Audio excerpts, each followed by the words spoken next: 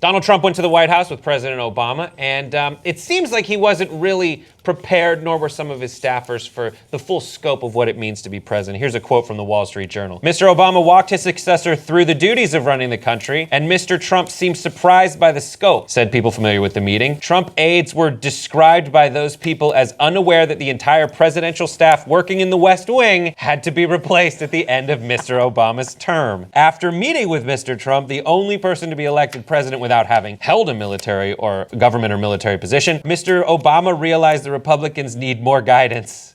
The Republican needs more guidance. He plans to spend more time with his successor than presidents typically do. You know, I actually put in an application. Did you? What for? So we'll see. I just put in general office staff. Just in PA, just production assistant. Just to be there. I just see if I can get in. And if I can get in, then I'll work my way up. I want to be anonymous going in. So the mailroom. You're going for the mailroom. Yeah. Just work your way up. I put my name as Jimmy Adamo. This is I was not surprised by this at all. This is what everyone was kind of jokingly saying going in. That, and it's the Wall Street Journal reporting it. This is not the Huffington Post saying it. This is the Wall Street Journal being like, you know what? He did his tour of the White House, his freshman orientation, and he was like, what, I got to go to class? I have to sign up for all of these classes. I have to figure out, make sure that my credits are all in line. Yeah. How many presidents do you think Donald Trump can name? 5. I'd love to see Washington, Lincoln, Kennedy, and Reagan. Right, and Obama. Nixon. And Obama. Right. Yeah. But there would be a long pause before he goes, okay, who's on the money? No, because, he would say Eisenhower, because when he talks about Make America Great, right, who's on the money? Who's on the money? But when he talks about making America great again, he talks about the Eisenhower years. Of course, years of segregation and Jim Crow, but he does talk about, so he knows Eisenhower. Either they named some years for him or he was president. Yeah. Right? I just want to be there. I want to watch the reality show of President Obama taking Trump around the White House and being like, okay. Here are some index cards that I made for you with mnemonic devices. I'll explain what those are later. Of remembering things about the government. Right. Because, and that's the thing is there's 2 Trumps in your mind. There's one that kind of maybe believes everything that he says, who knows. There's the other one that said everything to get elected and probably just wants to be president but doesn't want to do president. Right. And so the and is talking about not staying at the White House. Yes, he doesn't want to stay at the White House. He wants to spend weekends in New York. And he wants to still tour. Yeah. He wants to do He wants to, who does that remind you of? Reagan. No, I don't know. Well, let's go back to the early 30s in Germany. Oh. But I didn't know. I was like, who does it remind? Yeah. No, sounds like me. That was what he did. He would just go out and give speeches because he loved the rallies. Okay. Yeah. But yeah, I mean, just I read this book called The Residents, which is about the staff at the White House, the actual staff that does stay, which is the ushers and the butlers and He's like, but those are the only people I want to replace. Right, exactly. I got some ideas for the uniforms. That's what I was thinking, right? It's like those are the ones that he doesn't want to have there, And by the way, it's a great book, The Residents. I mean, it talks to you about the hereditary jobs in the White House, and people who've worked there, their grandfathers and grandmothers that have worked there, but they respect the White House so much. They love the White House, and I'm certain that they love the Obamas. They actually end up liking a lot of these first families, but the Trumps it's going to be a lot different for them. I have a feeling. Yeah, I bet. Yeah, the staff. But I love what Brett says. Like they're the ones that they want to get rid of. Yeah, I know a lot of those kinds of people. Yeah. As opposed to like politicians and people, or executives who we might put in charge of different parts of the government. Right. I know 0 of those people, and of course, and that's the part that seems so obvious is. Who did you think he was going to put in charge of all these different departments? Yeah. He doesn't know anybody. So that's why he needs Priebus to just kind of step in and be like, all right, so here's a list of people's names. And of course, those people are the ones who are going to, that's the permanent government anyway. We sit and joke about it, but this is what happened when George W. Bush took over. Even though he inherited so many names of people from his father, a lot of them had changed. I mean, Gerald Ford said that the Don Rumsfeld and the Dick Cheney specifically that was in that he knew from the Nixon administration and the Ford administration said, I don't know that guy anymore. Something's different about that guy. I mean, even Gerald Ford said that. So George W. Bush, who didn't know very much about the machinations of all of this, put in Dick Cheney, who kind of took over. That's why you elect a president, because you want someone responsible to deal with it. And we laugh about it now with Trump, but it's frightening because now Steve Bannon, chief strategist I mean, this guy is a bad guy. He's an anti-Semite and a racist, and he's on the record with it, right?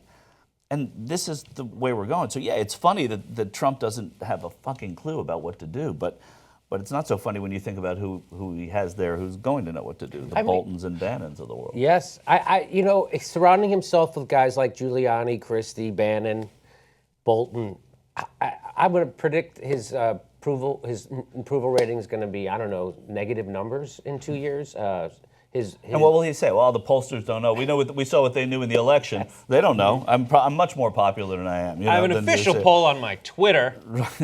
I mean, it lasts 2 more hours. I mean, how are senators, how are Republican senators going to defend Bannon? Well, they're gonna have a difficult time doing it, especially ones that are up, and they want to win the Senate decisively in 2018. Yeah. It's not too early to talk about that, but they have a lot of Democrats in red states that are very vulnerable. 24 Democrats are up, I think, and I think 12 Republicans. But right? when you look at it's less because it'll be 34, not 30.